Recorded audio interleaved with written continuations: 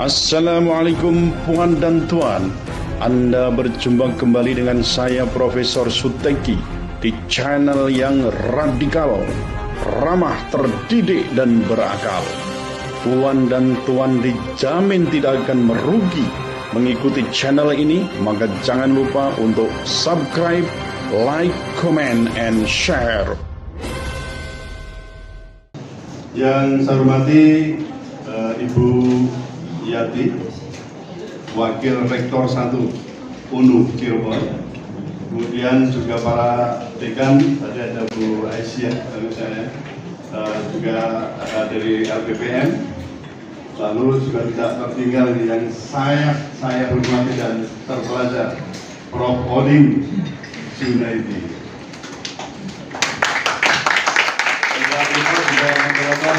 Memang dulu mahasiswa saya dulu, ya. Kalau sekarang kan bukan. Tapi ada mantan murid. Nah, katanya nggak ada mantan murid.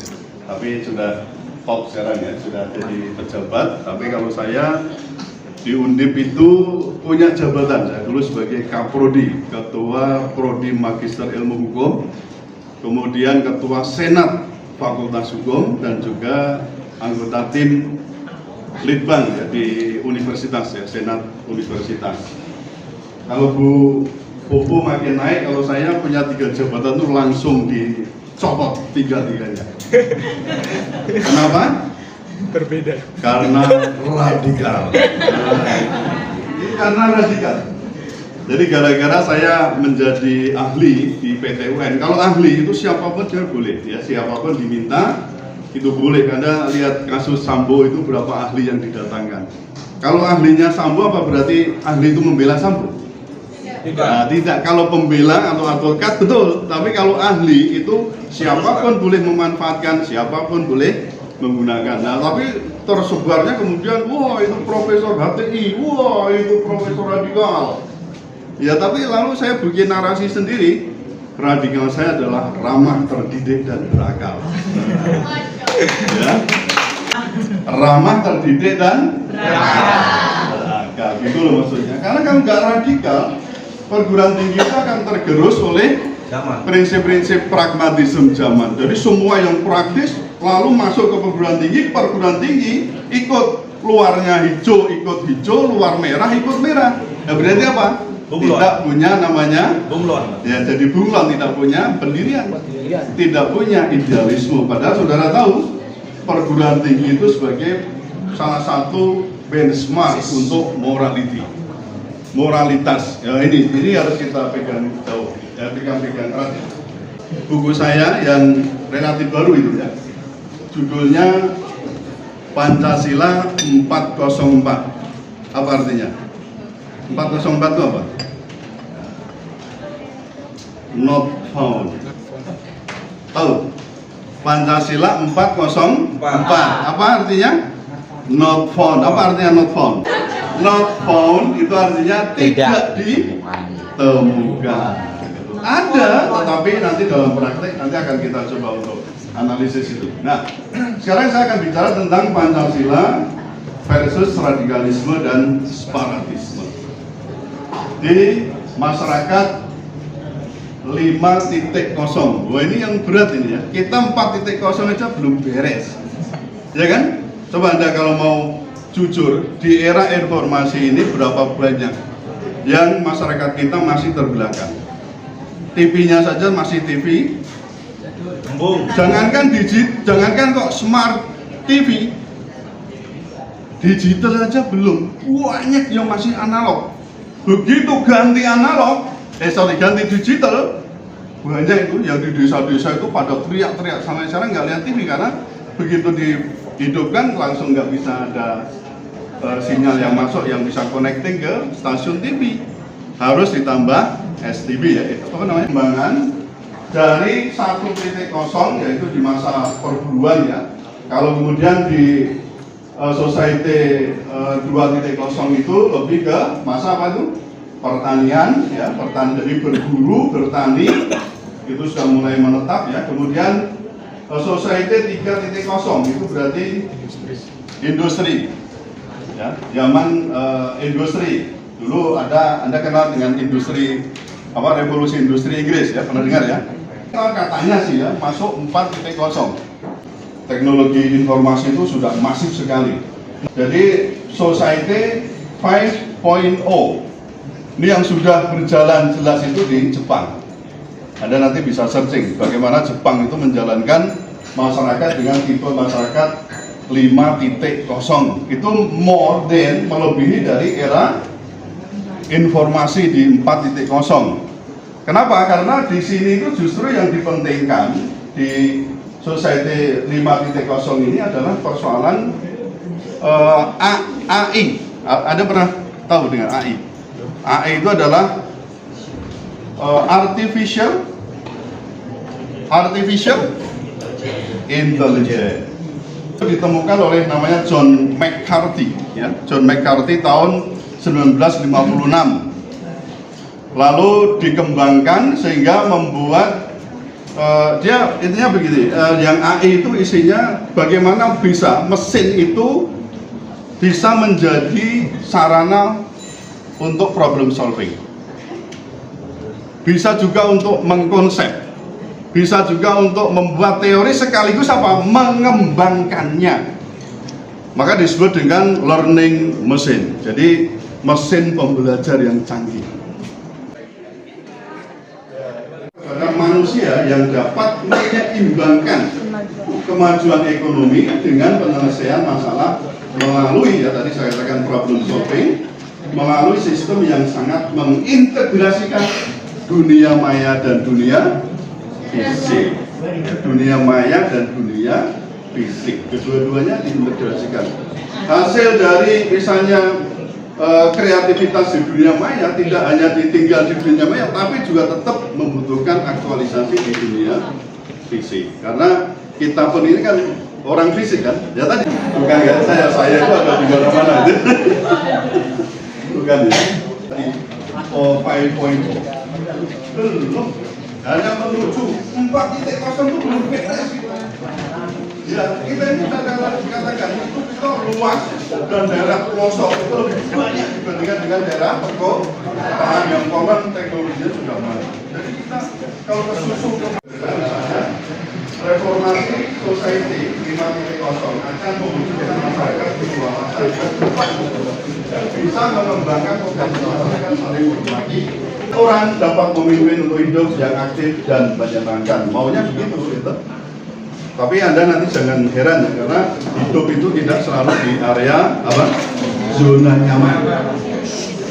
Kalau Anda ingin menuju ke namanya pertumbuhan, Anda harus mau dan mampu melewati namanya zona tidak nyaman yang disebut dengan apa? Zona apa itu? Fear zone. You know fear?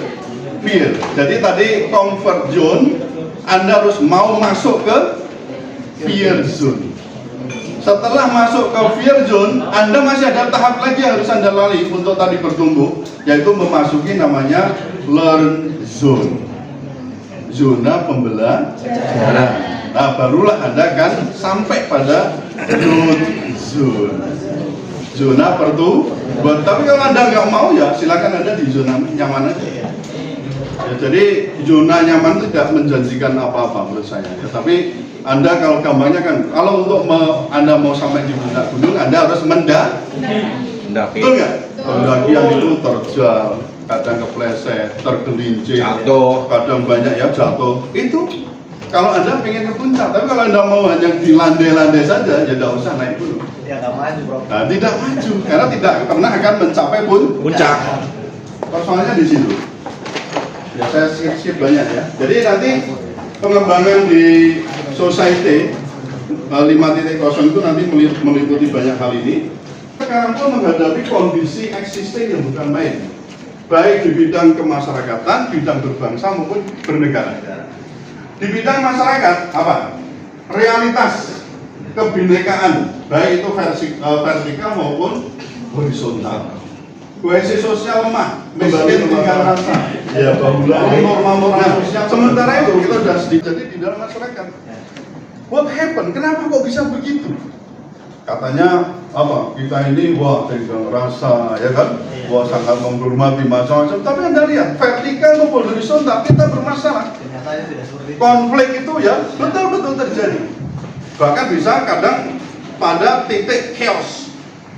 Karena kalau sesuai dengan teori chaos itu sudah dibutuhkan. Karena chaos itu akan menimbulkan namanya new order. Jadi kesetimbangan yang baru atau keteraturan yang baru itu sebuah keniscayaan sebenarnya pasti ready dalam arti adalah mengakar ya dalam bentuk ya seartikannya adalah dalam bentuk amelioratif, tahu ya? Bukan peyoratif. Kalau radikal peyoratif itu yang merusak dengan kekerasan macam-macam itu peyoratif. Tapi kalau radikal amelioratif itu adalah radikal dalam pengertian apa? Dalam pengertian yang positif. Nah ini berbangsa juga tadi saya sebutkan di situ banyak ini krisis-krisis ya. Ini berbangsa nanti nggak nyampe unduran masa. Bernegara juga gitu, kita masih banyak ya masalah hukum. Anda tahu sendiri soal Sambo bagaimana dia seorang penegak hukum, polisinya polisi tapi sebagai dalang suatu pembunuhan dia mengakui sendiri dan juga melakukan obstruction of justice. Ini betul-betul kita memasuki yang disebut dengan industri hukum. Hukum hanya dipakai sebagai alat untuk mencari keuntungan, ya, mempertahankan kekuasaan dan sebagainya. Bahkan polisi sendiri dipakai sebagai alat untuk itu. Jadi bahaya sekali ya. Kita bahkan hukum saya katakan di dunia peradilan itu kita memasuki di sini. Jadi yang dicari itu bukan apa keadilan dan kebenaran, tapi apa the winner and the loser. Yang penting cari siapa yang menang dan yang kalah. Bukan apa adil apa benar enggak, tapi the winner and the loser. Wah itu efeknya bukan main. Lalu, kemudian ini persoalan radikalisme. Saya katakan begini, radikalisme itu sebenarnya lebih ke nomenklatur politik ya dibandingkan dengan nomenklatur hukum. Anda yang dari hukum silahkan cari di undang-undang manapun mana ada radikalisme dikatakan sebagai delik tahu ya, delik itu tindak pidana. Cari, nanti ketemukan ke saya. Kecuali hanya di undang-undang terorisme itu disebut dengan radikalisme, radikal terorisme. Nah, itu yang baru ada di sini dan itu nggak ada hukumnya.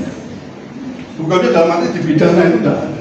Apalagi hanya soal pendirian atau pemahaman. Karena ide itu mestinya tidak bisa dihukumi. Kecuali orang menerapkan tadi kekerasan, pemberontakan, makar, nah itu. Nah soal yang berikutnya apa? Masuknya biasanya Anda masuk ke KUHP yang baru itu Anda misalnya menyatakan ayo kita ubah Pancasila dengan ideologi komunis misalnya, Anda langsung kena itu di pasal 188, 189 maupun 190 di kitab undang-undang hukum pidana yang baru yang berlaku masih 3 tahun lagi ya. Itu undang-undangnya nomor 1 tahun 2003. Nah ini kalau di mahasiswa Anda mungkin sudah dengar lah ya bagaimana waktu terjadi di UNS itu ya, waktu BEM itu anggota BEM membentangkan suatu spanduk yang meminta kejelasan Pak Presiden tolong diurus KPK kenapa macam-macam, kemudian ditangkap dan dengan tuduhan banyak. Bahkan Presiden sendiri dia mengatakan benar itu. Jangan sampai mahasiswa itu diajari tentang apa? Di kampus diajari tentang toleransi atau nasionalis macam-macam, tapi di luar diajari tentang radikalisme. Yang tadi saya maksud radikalisme yang peyoratif. Kalau radikal. Sementara yang sisi lain, nah ini namanya kontroversi.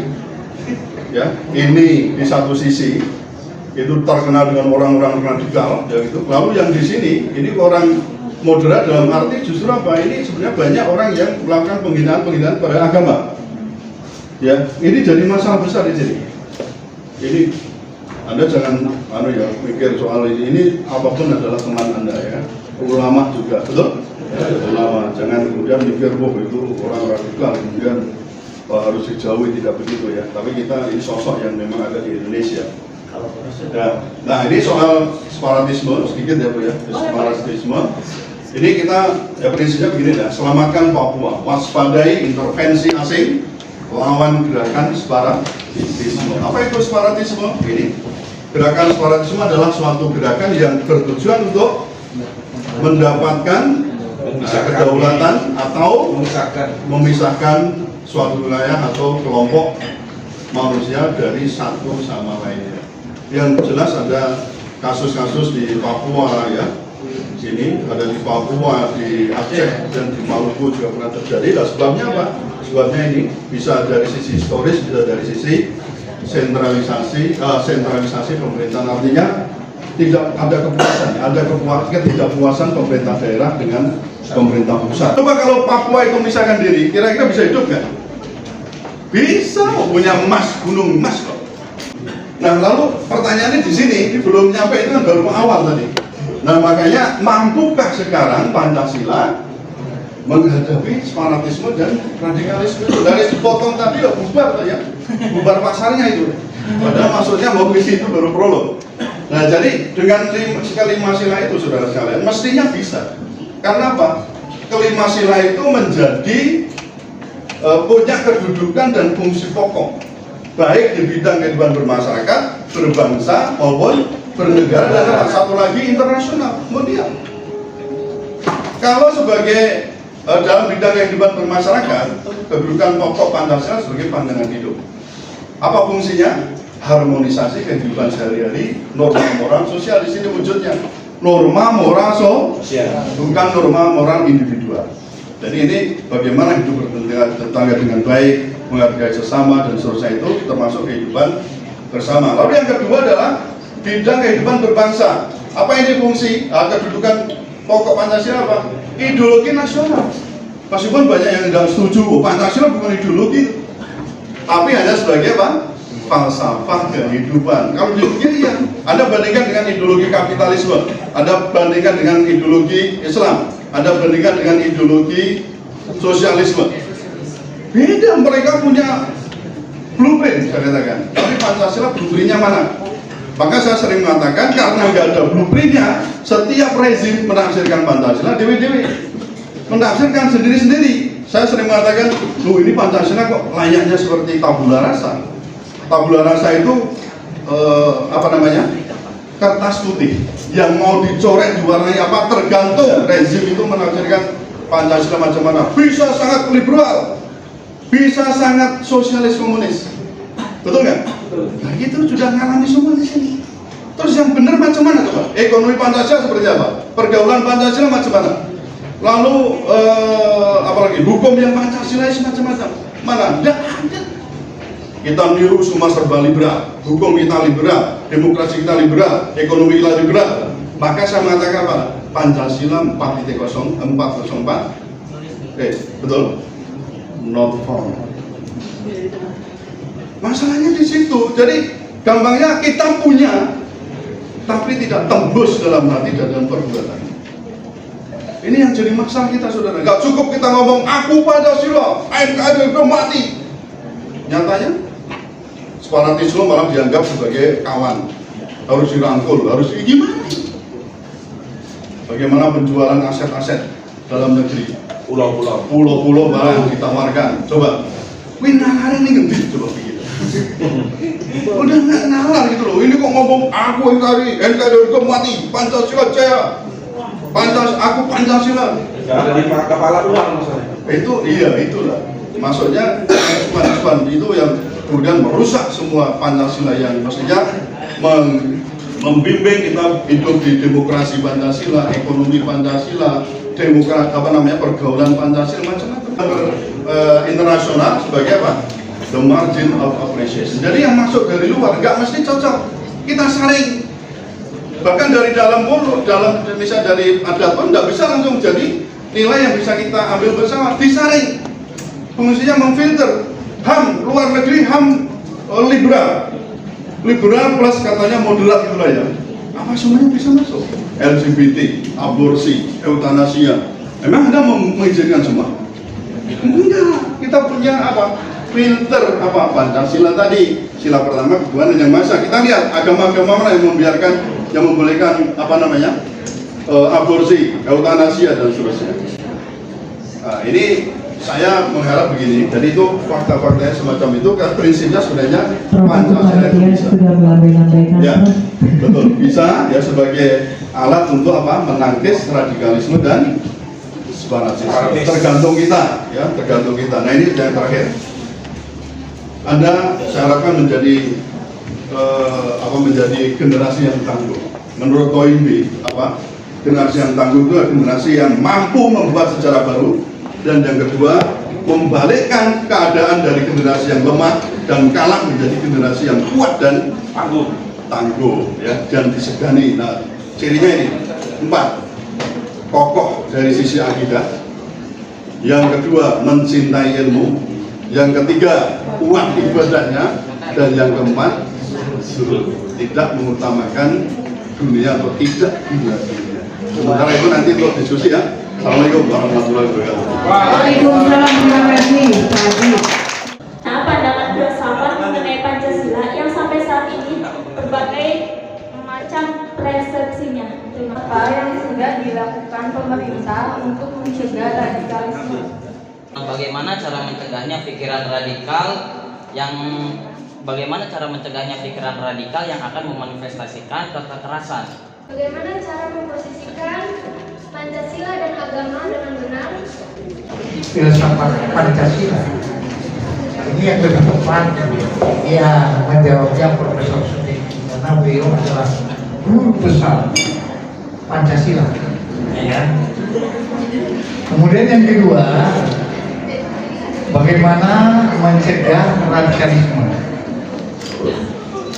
Kalau memang radikalisme itu hanya merupakan ranah pemikiran, tidak perlu dicegah, Tapi yang perlu diwaspadai, jangan sampai menjadikan sebuah gerakan dan gerakan ya, jangan sampai ada pemasungan terhadap pemikiran-pemikiran yang dijadikan bahan untuk membuat konsep-konsep baru di dalam menemukan kebenaran. Itu saja jawaban dari saya. Terima kasih. Saya mengajar Pancasila dan juga filsafat Pancasila itu 24 tahun.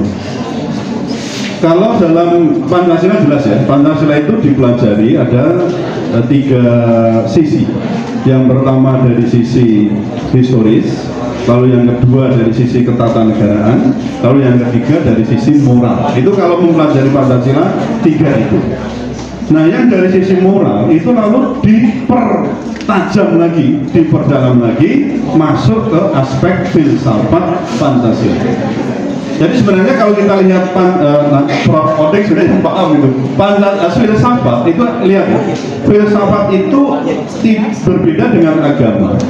Kalau kebenaran filsafat itu kebenaran rokyu, tahu ya? Rokyu itu pakai ini otak. Jadi andalannya adalah otak. Jadi berpikir filsafat pun meskipun tadi disebutkan Prof. Odek itu bisa mencapai pada titik kebenaran, tapi sebenarnya bukan kebenaran wahyu, tapi kebenarannya rokyu, yaitu apa? Juga bisa berpikir salah. Misalnya kalau kita berpikir secara epikurisme, lalu filsafat tentang hedonisme, itu filsafat, tetapi itu bagi kita tidak benar. Karena yang paling utama, dan nanti diambil oleh Marx itu ya, itu adalah yang paling utama, hakikat sesuatu adalah materi. Apa Anda mau begitu? Nah, jadi berpikir filsafat pun itu kita harus hati-hati, karena belum tentu filsafat itu menuntun kita untuk menuju pada kebenaran yang sejati.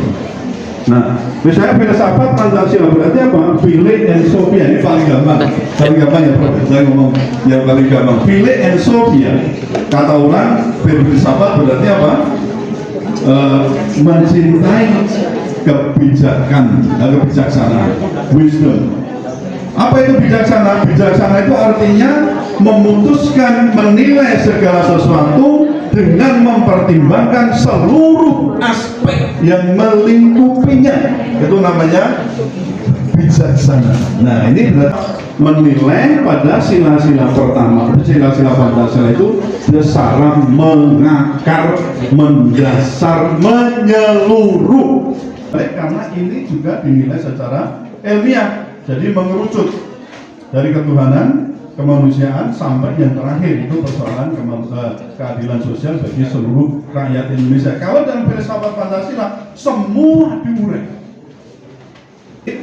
kepengurusan negara, ya itu namanya. Kerakyatan itu sebenarnya bagaimana mengurus negara itu didasarkan harus dipimpin oleh hikmah kebijaksanaan. Apa artinya?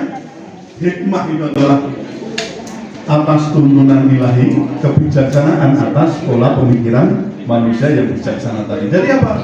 Mesti kedaulatan rakyat di tempat kita terbimbing oleh dua hal ini apa?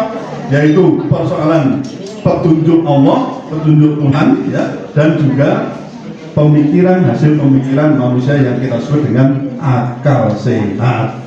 Bangsa itu saya katakan dipecah belah seperti dulu ada kata radikal, moderat, itu kerjaan siapa? Penjajah dulu. Paham ya? Ada fundamentalis, ada radikalis, ada moderat, Islam abangan, ada santri macam-macam. Itu cara-cara penjajah memecah belah kita. Namanya divide et impera. Masih ingat itu ya? Nah, ini kita di zaman sekarang ini, saya nggak setujunya di situ. Kok kita ini dipecah-pecah? Itu kita. Bodoh kok ngomong Pancasila. Mana Pancasila? Not found. Loh, ini galak saya itu ya. Tapi saya ingin Pancasila ini diterapkan betul-betul gitu. Maunya saya itu begitu. Ojo mau ngelamis. Lamis itu lip service. Abang-abang lambe. Lambe abang. Lambe abang ya. Merah. Jangan begitu. Tembuskan pada perilaku, pada konsep-konsep kita, pada penyelenggaraan negara dan bangsa. Itu dong. Jangan aku Pancasila prakteknya not found. Itu yang jadi masalah itu.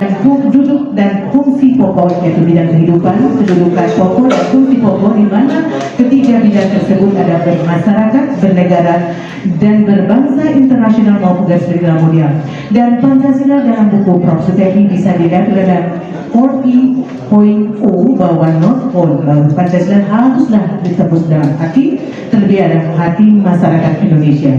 Dan generasi tangguh menurut beliau adalah generasi yang harus secara akidah mencintai ilmu, kuat ibadah dan jujur. Begitupun dilanjutkan oleh Prof. Koni bahwa radikalisme adalah pemikiran kebenaran radikal untuk mencari sebuah hakikat kebenaran. Maka radikal konotasi tidak negatif tidak boleh dilakukan dengan cikal bakal suatu terorisme. Sebuah kebenaran adakan ditemukan dengan pemikiran yang sangat mendalam atau acaranya itu disebut radikalisme. Ancaman yang mendasar bagi Pancasila adalah bukan yang lain, tetapi adalah keadilan. Itulah adalah yang bisa moderator sampaikan hari ini. Mudah-mudahan apa yang kita terima hari ini, baik itu ilmu dari ketua profesor yang betul-betul adalah pakar dari Pancasila, bisa menambah wawasan bagi mahasiswa. Tentu yang katakan ilmu itu tidak pernah puas ya Prof ya. Mudah-mudahan ini bisa menjadikan salah satu keberkahan bagi kita hari ini dalam ilmu pendidikan Pancasila dan kewarganegaraan. Akhirul kata Ibu Moderator, terima kasih pada para narasumber, para dekan dan LPPN, kemudian ada semester atas dengan semester 1 yang Ibu cintai dan tentu adalah panitia. Wallahu a'lam bila monitoring. Wassalamualaikum warahmatullahi wabarakatuh.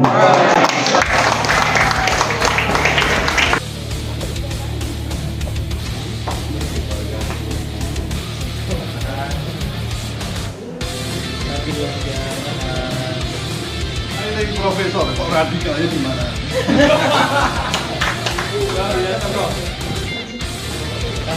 Satu dua. Radikal, you know? Demikian tadi pemirsa seminar nasional yang diselenggarakan oleh Universitas Nahdlatul Ulama Cirebon. Semoga menjadi inspirasi kita untuk tetap mengamalkan Pancasila.